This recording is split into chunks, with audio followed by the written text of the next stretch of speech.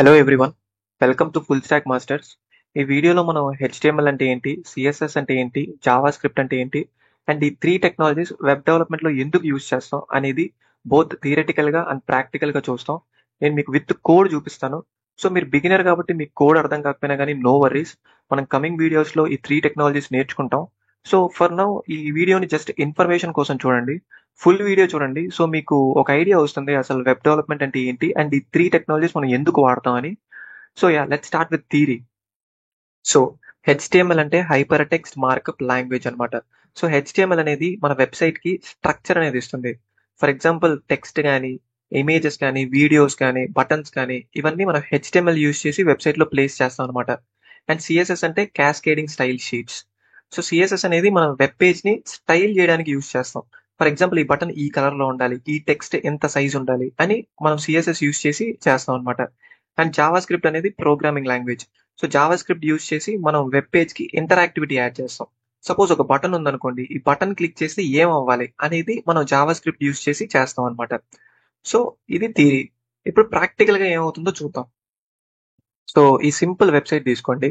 ఇప్పుడు ఈ టెక్స్ట్ కానీ, ఈ లోగో కానీ, అండ్ ఈ బటన్ కానీ, ఇవన్నీ మనం హెచ్టిఎంఎల్ యూజ్ చేసి ఈ వెబ్సైట్ లో ప్లేస్ చేస్తాం అనమాట. ఇప్పుడు ఈ టెక్స్ట్ కొంచెం పెద్దదిగా ఉంది. సో ఇది మనం సిఎస్ఎస్ యూజ్ చేసి ఈ టెక్స్ట్ ఎంత సైజ్ ఉండాలి అని మనం డిక్లేర్ చేస్తాం. అండ్ ఈ బటన్ ఆరెంజ్ కలర్ లో ఉంది. సో ఇది కూడా మనం సిఎస్ఎస్ యూజ్ చేసి స్టైల్ చేస్తాం అనమాట, ఈ బటన్ ఆరెంజ్ కలర్ లో ఉండేటట్టు. అండ్ ఇప్పుడు బటన్ క్లిక్ చేశాను అనుకోండి, పైన మనకు ఒక పాపప్ ఓపెన్ అయింది. So thanks for subscribing to full stock masters అని ఒక పాపప్ ఓపెన్ అయింది. ఇప్పుడు ఈ ఓకే బటన్ క్లిక్ చేస్తే ఈ పాపప్ పోతుంది అనమాట. సో ఇదేంటి, ఇంటరాక్టివిటీ. ఈ ఇంటరాక్టివిటీ మనం జావా స్క్రిప్ట్ యూజ్ చేసి యాడ్ చేస్తాం. ఫర్ ఎగ్జాంపుల్ ఇప్పుడు ఈ వెబ్సైట్ లో నుంచి సిఎస్ఎస్ తీయేస్తాను అండ్ ఈ వెబ్సైట్ ఎలా ఉంటుందో మీరే చూడండి. సో ఇప్పుడు ఈ వెబ్సైట్ లో సిఎస్ఎస్ అనేది నేను డిసేబుల్ చేసేసాను. చూసారా వెబ్సైట్ ఎంత ప్లేన్ గా ఉందో. సిఎస్ఎస్ లేకపోతే మన వెబ్సైట్ కి స్టైలింగ్ అనేది లేదు. బట్ ఈ వెబ్సైట్ లో ఇంకా హెచ్టిఎంఎల్ ఉంది, బికాస్ స్ట్రక్చర్ ఉంది. మనకి ఇంకా టెక్స్ట్ ఉంది, ఇమేజ్ ఉంది, బటన్ ఉంది. సో ఇంకా స్ట్రక్చర్ అనేది అలాగే ఉంది. అండ్ జావా స్క్రిప్ట్ కూడా ఉంది. ఇప్పుడు ఈ బటన్ క్లిక్ చేశాను అనుకోండి, ఇంకా పాపప్ వచ్చింది. సో అంటే జావా స్క్రిప్ట్ కూడా ఉంది. ఇప్పుడు జావా స్క్రిప్ట్ కూడా డిసేబుల్ చేస్తాను, అప్పుడు ఇంటరాక్టివిటీ కూడా పోతుంది. సో ఇప్పుడు జావా స్క్రిప్ట్ కూడా నేను డిసేబుల్ చేసాను అనమాట. సో ఈ బటన్ క్లిక్ చేసినా కానీ ఇప్పుడు మనకి పాపప్ విండో రాదు.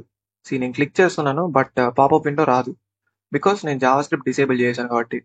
సో ఇప్పుడు మళ్ళీ అన్ని ఎనేబుల్ చేస్తాను సిఎస్ఎస్ జావా స్క్రిప్ట్. సో మళ్ళీ ఇప్పుడు అన్ని ఎనేబుల్ చేశాను. సో ఇప్పుడు చూడడానికి కొంచెం వెబ్సైట్ బాగుంది. ఇప్పుడు సబ్స్క్రైబ్ నొక్కినా కానీ మనం పాపప్ విండో వచ్చింది. సో అన్ని ఎనేబుల్ చేశాను. సో మీకు కోడ్ చూపిస్తాను అన్నాను కదా.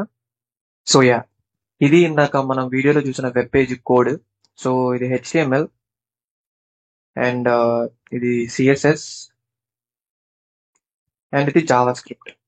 సో ఈ కోడ్ మీకు అర్థం కాకపోతే మీరేం వర్రీ అవ్వకండి, బికాస్ మన కమింగ్ వీడియోస్ చూస్తే మీకు ఇవన్నీ అర్థం అవుతాయి. And that's it for this video. ఈ వీడియో మీకు నచ్చితే లైక్ చేయండి. అండ్ మీ ఫ్రెండ్స్ ఎవరైనా వెబ్ డెవలప్మెంట్ నేర్చుకోవాలనుకుంటుంటే వాళ్ళకి మన వీడియో షేర్ చేయండి. అండ్ ఛానల్కి సబ్స్క్రైబ్ చేయండి, బికాస్ అది మోస్ట్ ఇంపార్టెంట్. మీరు సబ్స్క్రైబ్ చేస్తే నాకు అర్థం అవుతుంది మీకు ఈ వీడియోస్ నచ్చుతున్నాయి అండ్ నేను కంటిన్యూస్గా పోస్ట్ చేస్తాను. So thank you for watching.